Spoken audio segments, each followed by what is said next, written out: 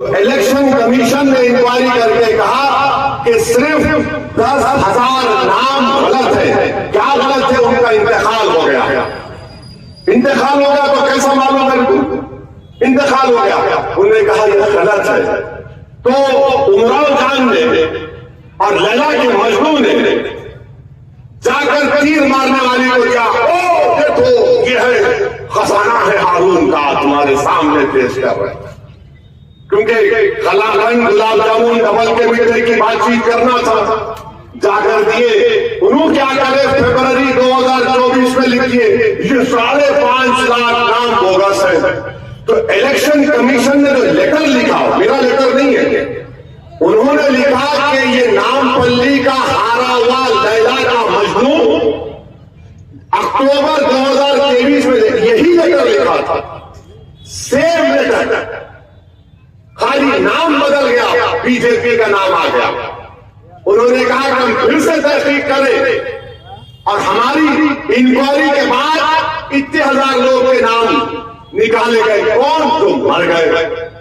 नाम लिखा उन्होंने कि ये नामपल्ली का कांग्रेस का लीडर, यही लेटर, वही मैटर, एक एक वर्ड वही। अरे नकल करने को अकल भी चाहिए बीजेपी वालों। देखिए इलेक्शन कमीशन का लेटर आ गया कि सब गलत है। तो अब जो वोटर लिस्ट आई उसमें 11,000 नाम बढ़ के आ गए। अब नहीं मालूम कितने जफर पहलवान के पैदा किए हुए बच्चे हैं, नहीं मालूम। नहीं बोलो पहलवान कहा है? नहीं आपको खाली नहीं, आप ऐसा बोले बोल रहा हूं माशाल्लाह, अभी भी आप मैं बोल रहा हूं खाली, आप कुछ भी लगा देते ना। अब मेरे को बोलते हैं कि 3 है, नहीं है रे भाई। आपको हमारे टीवी के एंकर आए थे मशहूर आज तक के मैडम, बोले वो बीजेपी की कैंडिडेट का बड़ा असर हो रहा है, आप बड़ी मेहनत कर रहे। महिला मैडम, मेरे घर के मैडम का असर होता, मेरे घर किसी का असर नहीं होता।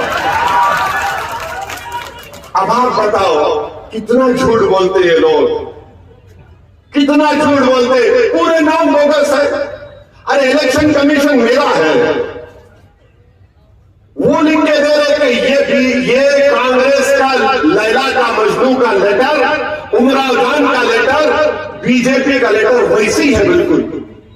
कोई मेहनत करना हमारा काम है, जुस्तजू करना हमारा काम है।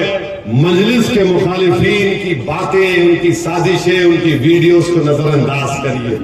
मेरे भाई याद रखो, ये दुनिया में जो आया है ना वो खबर में जाएगा और उसको जवाब देना पड़ेगा अपने झूठे इल्जामात के बारे में। तुम जितना बोल सकते बोल दो, मेरे को कोई फर्क नहीं पड़ेगा। मेरा दिल आज भी साफ है। तुम इतने गालियां देकर भी अगर कल मेरे घर को आके बोलोगे कि हमसे गलती हो गई तो मैं तुमको गले से लगाने को तैयार, क्योंकि मैं जानता हूं, मैं जानता हूं मेरी कामयाबी अल्लाह की तरफ से होगी। मुझे इज्जत अल्लाह देने वाला है, मुझे जो मुकाम मिलेगा वो अल्लाह की तरफ से मिलेगा। अरे तुम तो मुखालिफत तुम कितना करते कर लो, हम बड़ी बड़ी मुखालिफत देखे सोए, हम बड़े बड़े सूरमाओं को देखे सोए। अल्लाह सुब्हानहू व तआला ने हमको कामयाब किया। मैं वो दिन भी देखा था, मेरा बचपना था, सालार के साथ इलेक्शन में बैठा हुआ था, तो सालार की गाड़ी के सामने आके लोग, एक बहुत बड़े पहलवान होते थे, अल्लाह उनकी भी मग़फ़िरत करे, सोमाजी गुड़े के पास के, उनके लोग सालार की गाड़ी जमीन पर, तो तलवार जब जमीन पर मारे तो चिंगारी निकल रही थी। मेरी उम्र 12-13 साल की थी। देखकर बोले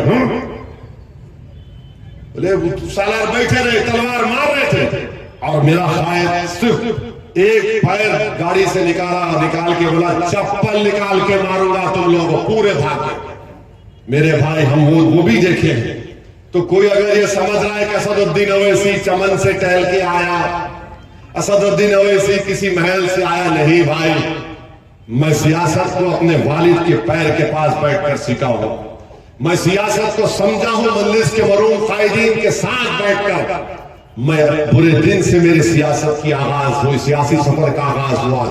मैं जानता हूं सब चीजों को अल्लाह थोड़ा इल्म दिया है, अल्लाह थोड़ी सियासी बसीरत दिया है। अरे हैदराबाद से निकलकर हम गुजरात चले गए, हमारे साबिर काबुली वाला बैठे हुए, अहमदाबाद में हमने कॉर्पोरेटर जिता लिया, भरूच में हमारे कॉर्पोरेटर जीत गए, गोधरा में हमारा क्या डिप्टी मेयर या चेयरमैन जीत गया। अरे दुनिया के कोने कोने में हैदराबाद, हिंदुस्तान के कोने कोने में जा रहे हैं। तो ये लोग, इनको यही तकलीफ है, क्यों जा रहे भाई लोग, क्यों जा रहे लोग? अरे भाई इसलिए जा रहा हूं ताकि वहां के लोगों को एक हौसला दिला सको, ताकि वहां पर भी हैदराबाद की तरह एक सियासी क़यादत बन सके, ताकि यहां और वहां में कोई फर्क ना रह सके, ताकि वहां पर उनको एक मुकाम, सियासी मुकाम मिले, उनको हिस्सा मिले। यही तो हमारी लड़ाई है, यही दुश्मनी है इन लोगों को। तुम हैदराबाद छोड़ के मत जाओ। अरे मेरे भाई, मैं पिंजरे में नहीं रह सकता। मैं हैदराबाद की आवाम ने मुझे सियासी जिंदगी दी, मुझे मुकाम दिया अल्लाह के फजल और करम से। तुम जो मुकाम मुझे दिया गया है, जब तक मेरा सेहत मेरा साथ देगी, मैं इंशाअल्लाह ताला हिंदुस्तान के कोने कोने में जाऊंगा। मेरे जिस्म में एक सांस रहेगी, तब भी मैं मजलिस के परचम को लेकर जाऊंगा। अगर उत्तर प्रदेश के बॉर्डर पर नेपाल शुरू होता है, मुझे शौकत देगा कि सर यहां से नेपाल शुरू होता है, मेरे आंख में आंसू आ गए कि काश आज हमारे मजलिस के मरूम कायदीन जिंदा होते, क्यों देखते कि नेपाल के बॉर्डर तक हमारा हरा परचम पहुंच चुका है। अख्तर अली खान ने मुझसे कहा कि सर ये किशनगंज का बॉर्डर है, यहां से बांग्लादेश चंद मील से शुरू होगा। मुझे बड़ी खुशी हुई कि मजलिस का परचम वहां तक पहुंच गया। आसन शुरू होता है तो 50 डॉक्टरों की टीम को हम लेकर गए थे। मैंने कहा अल्लाह का करम है कि हम यहां तक पहुंच गए। यही तो मेरा मकसद है, यही तो मुझे खुशी मिलती है कि चलो हम यहां तक पहुंच गए। गुजरात में चले गए और हमारी खुशकिस्मती है कि अल्लाह ने हमको शौकत जैसा एक सदर दिया, साबिर काबुली वाला जैसा हमको एक दर्दमंद इंसान दिया। मेरे भाई, इसी की तकलीफ है। सब यही बोलते, इन्हों क्यों निकल रहे हैदराबाद से, हर मसले पर क्यों बोलते? अरे मैं क्या गूंगा अंधा बनकर बैठ जाऊं बिल्कुल को देखकर? मैं बुलडोजर घर को तोड़ता हुआ देखकर खामोश बैठ जाऊं? मैं बच्चियों के सरों से हिजाब